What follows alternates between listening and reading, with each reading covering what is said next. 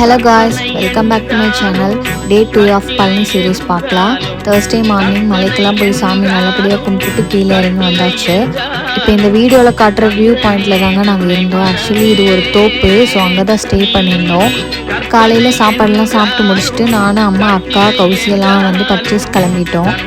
பெரியப்பா வீட்டுக்கு, மாமா வீட்டுக்கு, ரிலேட்டிவ்ஸ்க்கு, என் ஆஃபீஸ் ஃப்ரெண்ட்ஸ்க்கு எல்லாத்துக்கும் கொடுக்கறதுக்காக பஞ்சாமிரதமும் மற்ற திங்ஸ்லாம் வாங்குறதுக்காக கிளம்பிட்டோம்.